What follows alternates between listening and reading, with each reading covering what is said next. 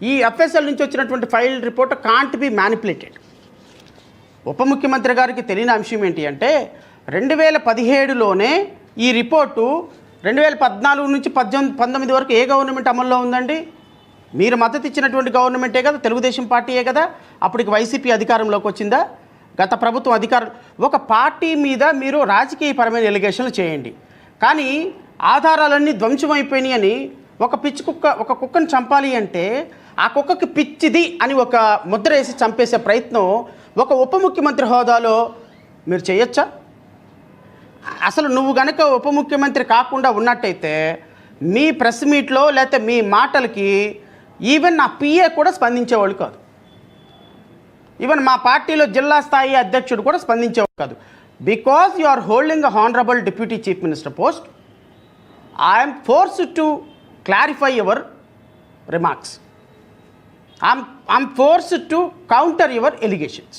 ఎందుకంటే ప్రజలకి తప్పుడు సంకేతం వెళితే, సినిమాల్లో లాగా మ్యానిపులేషన్ చేస్తే, రాజకీయాల్లో మర్డర్స్ని, మానభంగాల్ని, రేపుల్ని, హత్యల్ని కూడా మీ యొక్క పొలిటికల్ స్టంట్లకు వాడితే, కులాలని కూడా మీ యొక్క పొలిటికల్ స్టంట్లకు వాడితే, మీలాంటి రాజకీయ నాయకులు అత్యున్నతమైన పదవుల్లో కూర్చుంటే ఈ సొసైటీ ఎందుకు పనికి రాకుండా, ఈ సొసైటీ అతి త్వరలో మనుషుల్ని రోడ్ల మీదే కొట్టి చంపుకున్నా కూడా విర్రవీకి తిరిగే పరిస్థితికి వస్తుంది.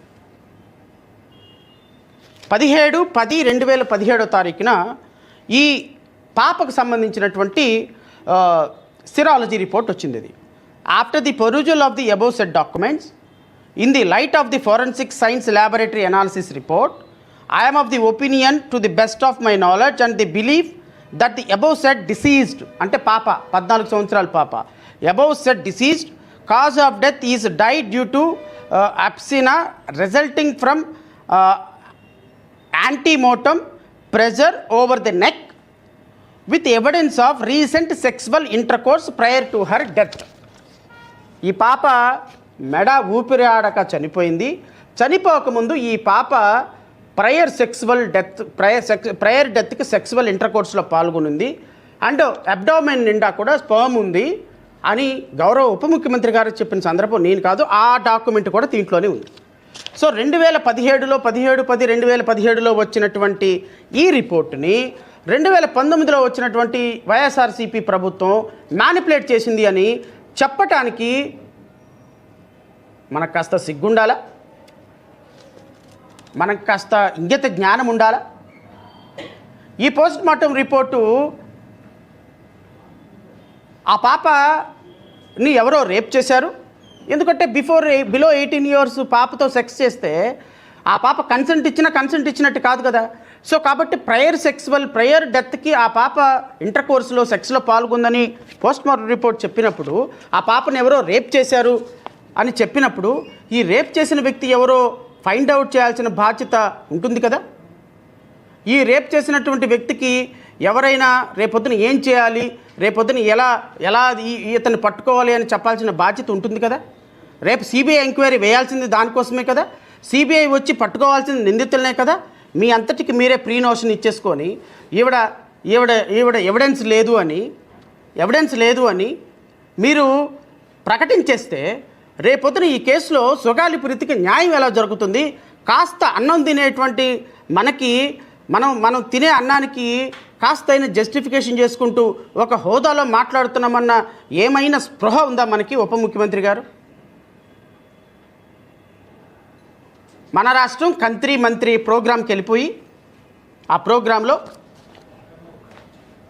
ఇష్టం వచ్చినట్టు మాట్లాడేశారు. మీ ఇష్టం. ఇంకా దుర్మార్గం ఏంటి అంటే సుగాలి ప్రీతి మరణం ప్రతి ఆధారం కూడా సేకరించబడింది, ప్రతి ఎవిడెన్స్ కూడా సేకరించబడింది, ప్రతి ఎవిడెన్స్ ఉంది, ప్రతి ఆధారం ఉంది, ప్రతి అంశము ఆన్ రికార్డు ఉంది. ఇంకా దుర్మార్గం ఏంటి అంటే 25/9 ఈ కేసులో 162/2018 అని ఛార్జ్ షీట్ కూడా కంప్లీట్ చేసి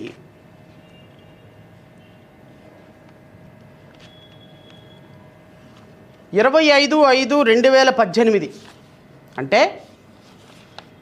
తెలుగుదేశం ప్రభుత్వం అధికారంలో ఉండగానే ఉప ముఖ్యమంత్రి గారు కొంచెం ఆలోచించండి, ఇది కూడా నేను చెప్పే డేట్స్ కొంచెం నోట్ చేసుకోండి. 2019లో ఈ ప్రభుత్వం అధికారంలోకి వచ్చింది.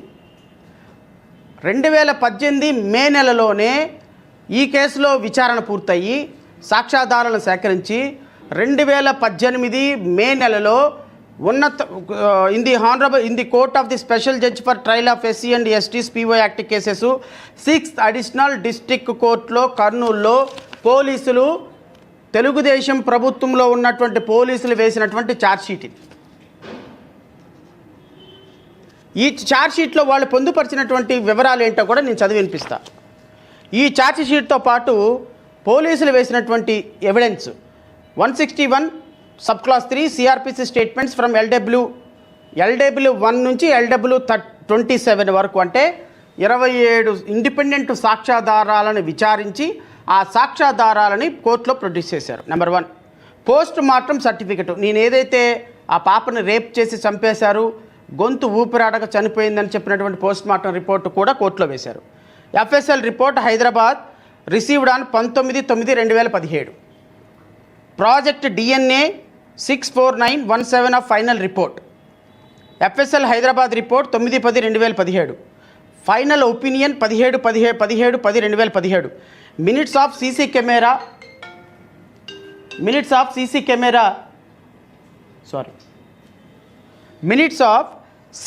Camera footages. పాప చనిపోయిన మరణానికి సంబంధించినటువంటి సీసీ ఫుటేజెస్ మొత్తం కూడా కోర్టులో వేశారు. Pen drive of video statements of LW1-27 CD part 29 2017. Records received from the magistrate court Kurnool. Observation of scene of offence and seizure panchanama dated 21/8/2017. Scene of observation ఎక్కడుంది? ఎవడెవడు మర్డర్ చేశాడు, ఎవడెవడు రేప్ చేశాడు, ఎవడెవడు DNA ఏంటి, ఎక్కడ DNA ఉంది, బెడ్రూమ్లు ఎలా ఉన్నాయి, చిన్నపిల్లల యొక్క గెస్ట్ హౌస్లు అక్కడెక్కడ ఉన్నాయి, ఇవన్నిటినీ కూడా ఎగ్జామిన్ చేసి పోలీసులు వేసినటువంటి ఫైనల్ ఛార్జ్ రిపోర్ట్లు ఇవన్నీ ఆధారాలు సమర్పించారు. Inquest report dated 20/8/2018. Proceedings of the superintendent of police. Letter to the director FSL Hyderabad with letter of advice and the list of property. FSL Hyderabad dated 19/9/2017. Caste certificate of LW1 ST Sugali, అంటే ఎవరైతే పాప చనిపోయిందో అతను. Caste certificate of A2 and A3 OC Kapu. నిందితులు ఎవరండి? వాళ్ళు red అయినప్పటికీ కూడా అక్కడ OC కాపులు. ఇది చాలా స్పష్టంగా ఛార్జ్షీట్లో మెన్షన్ చేశారు. ఇప్పుడు నేనేమంటానంటే కులం వద్దు అంటున్నారు కదా, వీళ్ళు కాపులు కాబట్టే నిందితుల దగ్గర కోట్ల రూపాయల డబ్బులు తీసుకొని ఇన్ని ఆధారాలు ఉన్నప్పటికీ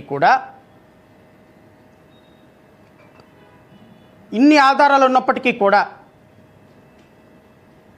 ఈ ఆధారాలన్నీ కోర్టులో చక్కగా భద్రపరిచి ఉన్నాయి. ఒక్కసారి పోలీసులు ఛార్జ్షీట్తో పాటు ఆధారాలన్నీ తీసుకెళ్ళి కోర్టులో వేస్తే ఒక్కసారి ఛార్జ్షీట్ నెంబర్ వచ్చిన తర్వాత court not even single paper కూడా రిటర్న్ ఇవ్వదు. అండ్ మోర్ ఓవర్ ఈ వేసినటువంటి ప్రతి ఒక్క పాయింట్ ఉందా లేదా అని క్రాస్ చెక్ చేసి కోర్టు తీసుకుంటుంది. సో కోర్టులో ఉన్నటువంటి సాక్ష్యాధారాలు మాయమయ్యే ప్రసక్తే లేదు. కోర్టులో ఉన్నటువంటి ఏమీ కూడా మ్యానిపులేట్ కావు. మరి మీరు ఆధారాలు లేవని ఎలా చెప్తున్నారు? ఆధారాలు లేవు అని నిందితుల్ని వదిలిపెట్టే ప్రయత్నాలు ఎందుకు సాగిస్తున్నారు? ఏమి ఆశించారు మీరు?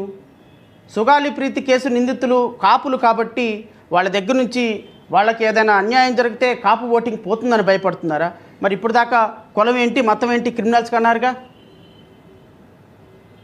కులం ఏంటి మతం ఏంటి క్రిమినల్స్కి, వాళ్ళకి అసలు బతికే అర్హత లేదన్నారుగా.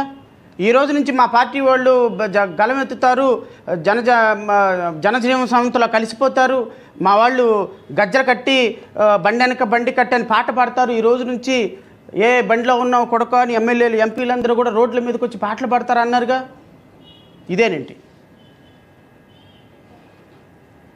2017లో 2018లో కోర్టులో వేసినటువంటి ఛార్జ్షీట్లో వేసినటువంటి ఆధారాలని వైఎస్ఆర్సీపీ గవర్నమెంట్ 2019లోకి వచ్చిన తర్వాత కోర్టులోకి వెళ్ళిపోయి ఆధారాలని తీసేసుకొని ఆధారాలన్నీ చింపేసేసి కట్టకట్టేసి పైన పడేశారా? అది మేము నమ్మాలా? అది ప్రజలు నమ్మాలా?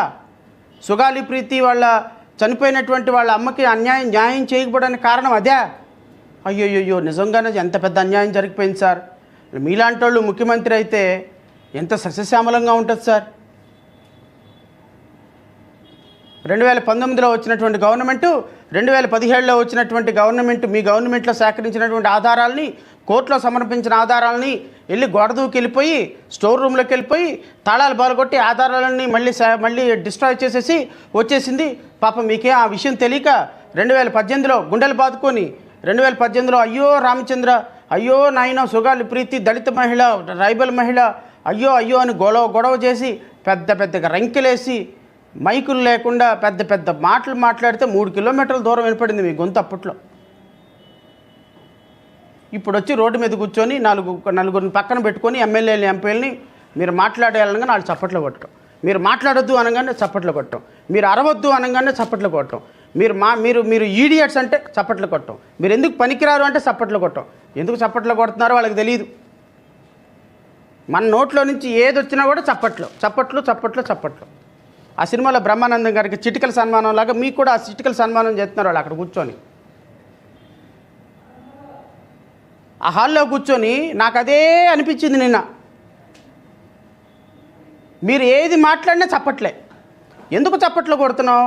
ఏ కాన్సెప్ట్తో చప్పట్లు కొడుతున్నావు? ఎవరికి తెలియదు. కులం లేని రాజకీయం కావాలి, చప్పట్లు. నన్ను కులానికి పరిమితం చేయొద్దు, చప్పట్లు. కులమే మనకు ప్రాధాన్యత, చప్పట్లు. కులం లేని సమాజం లేదు, చప్పట్లు. నేరస్తుడికి కులం లేదు, చప్పట్లు. నేరస్తుడు చచ్చిపోవాలి, చప్పట్లు. లా అండ్ ఆర్డర్ చక్కగా ఉండాలి, చప్పట్లు. నేను తీసుకుంటా లా అండ్ ఆర్డర్, చప్పట్లు. ఎందుకు కొడుతున్నామో తెలియదు, దేనికి కొడుతున్నామో తెలియదు, ఏం మాట్లాడుతున్నామో తెలియదు. దాన్ని మాత్రం మళ్ళీ వైడర్ పబ్లిసిటీ మీడియాలో. మీ మీడియా ఉందిగా, ఏబిఎన్, TV5, మహా టీవీ, ఇంకా TV99 ఇవన్నీ ఉన్నాయి. పొద్దున్నే ఒక డిబేట్ పెట్టారు, కులం లేని రాజకీయం చూడాలి. పవన్ కళ్యాణ్ యొక్క మాటలతోటి ఉలిక్కి పడినటువంటి ఆంధ్రప్రదేశ్ రాష్ట్రం. ఇంకా ఈ సోకాళ్ళు మహానుభావుడు సుగాలి ప్రీతికి సంబంధించి దీనికి కూడా ఆయన సమాధానం చెప్పాలి.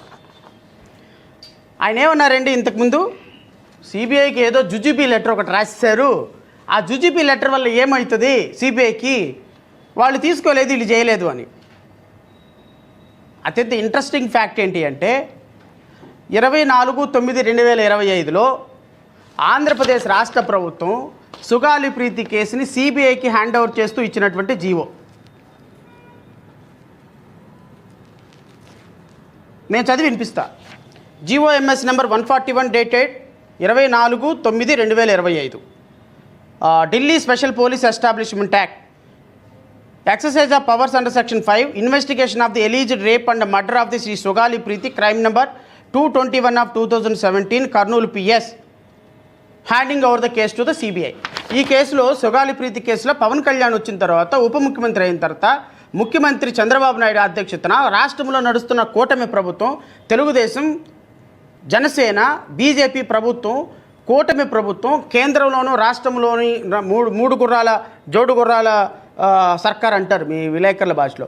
ఈ 3 ప్రభుత్వాలు ఉన్న ఈ ప్రభుత్వంలో ఇచ్చినటువంటి సిబిఐకి హ్యాండ్ ఓవర్ చేస్తూ ఇచ్చినటువంటి కేసు, గత సంవత్సరంలో ఇచ్చినటువంటి ఈ జీవోలో ఈ రోజు వరకు సిబిఐ ఎందుకు హ్యాండ్ ఓవర్ చేసుకోలేదు? మరి గత ప్రభుత్వం ఇచ్చింది జుజుబీ కదా జీవో, మరి మీ ప్రభుత్వం చాలా గట్టి ప్రభుత్వం కదా, తిరగేసి మరగేసి కొట్టేసే ప్రభుత్వం కదా, లా అండ్ ఆర్డర్ని రెండు భుజాల మీద మోసే ప్రభుత్వం కదా. మరి మీ ప్రభుత్వం ఇచ్చినటువంటి జీవోలో సిబిఐకి ఎందుకు హ్యాండ్ ఓవర్ చేసుకోవాలా? ఎందుకు హ్యాండ్ ఓవర్ చేసుకోలేదు పవన్ కళ్యాణ్ గారు? మీ ప్రభుత్వం జీవో ఎందుకు హ్యాండ్ ఓవర్ చేసుకోలేదు? What is the reason? నిందితులతో మనం లాలుచి పడిపోయినామేంటి? ఏం ప్రాబ్లం లేదు, నేను మీకు అభయం ఇచ్చేస్తాను, లింగమనేనికి రాజ్యసభ ఇచ్చేసాను, మిమ్మల్ని నేను కేసు నుంచి విడుదల చేస్తున్నాను, నేను ప్రకటన చేసిస్తానని చెప్పేస్తారేంటి? చెప్పారా ఏంటి? లేకపోతే మీరే ఇంట్లో జడ్జిమెంట్ కూర్చొని రాసేసి తెలిసిపోయిందా? వెళ్ళి ముందు టైం మిషన్లోకి ముందుకెళ్ళిపోయి రేపొద్దున ఏం జరుగుతుందో కనుక్కున్నారా? విచారణ జరగకుండానే. ఈ పవన్ కళ్యాణ్ గారికి ఉన్నటువంటి ఒక హ్యాబిట్ ఏంటంటే, ఒక మర్డర్ని హ్యాపీగా రిప్రజెంట్ చేయటం. ఇదిగో మువ్వల సుందరి అని, మువ్వల నగేష్ ఒక అమాయకమైనటువంటి శ్రీకాకుళంలో ఉన్నటువంటి ఒక అమాయకమైనటువంటి 17 సంవత్సరాల ఇంజనీరింగ్ స్టూడెంట్ని కాలేజీ యాజమాన్యం డ్రగ్స్ అమ్ముతుంటే ఈ అబ్బాయి చూశాడని చంపేస్తే ఆ కాలేజీ యాజమాన్యం దగ్గరికి వెళ్ళి జనసేన గొడవ చేసి, ఇదిగో జనసేనకు సంబంధించిన బొలిశెట్టి సత్యనారాయణ, నాదెండ్ల మనోహర్, ఈయన ఇప్పుడు ఎంఎస్ఎంఈ డైరెక్టర్ శివశంకర్, నేను పెద్ద ఆఫీసర్ని, తోపుని, తురుంకాన్ని, నిజాయితీ అనే పదం నన్ను చూసే వీళ్ళు పెట్టారు, అసలు ఆ పదం కనుక్కుందే నా పేరు తర్వాత అని చెప్తాడు ఈ మహానుభావుడు. ఈయన శివశంకర్, ఈయన బొలిశెట్టి సత్యనారాయణ. ఈయన గురించి ఏం మాట్లాడొద్దు, ఈయన కొద్దిగా గొప్ప క్రెడిబిలిటీ ఉన్నటువంటి లీడరు. ఇదిగో ఇప్పుడున్నాడు ఈయన. వీళ్ళందరినీ మువ్వల సుందరి కేసును మేము చూస్తున్నామని చెప్పి ఈ మువ్వల సుందరికి సంబంధించిన ఈ కాలేజీ యాజమాన్యం డైరెక్టర్ని, ఎండీని, చైర్మన్ని ఎవరైనానండి కోట్ల రూపాయలు తీసుకొని పవన్ కళ్యాణ్ సమక్షంలో పార్టీలో జాయిన్ చేసుకున్నారు.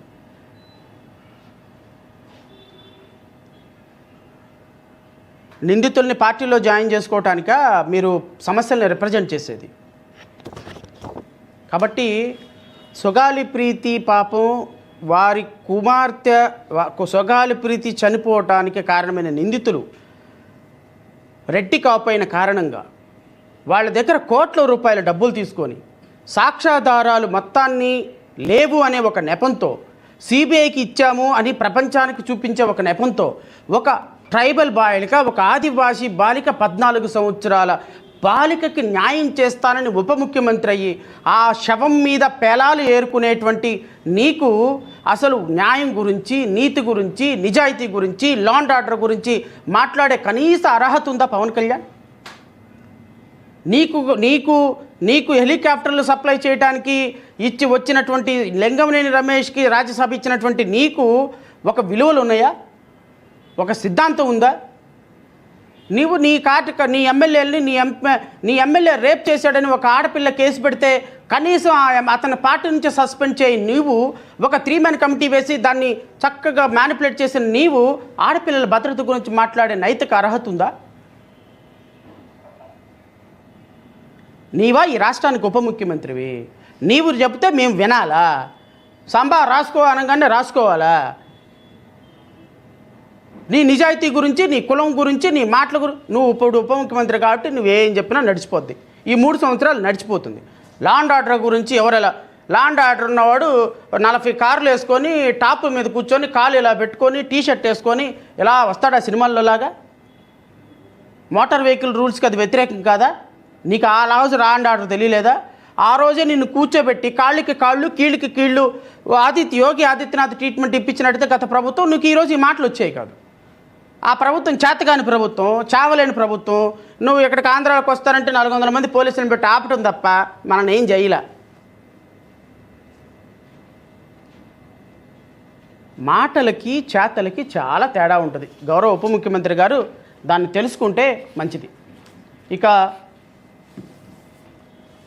సుగాలి ప్రీతి కేసు విషయంలో పూర్తి స్థాయిలో ఫెయిల్యూర్ అయింది మీరు. గత ప్రభుత్వం ఎంతో కొంత వాళ్ళ కుటుంబానికి జస్టిఫికేషన్ చేసే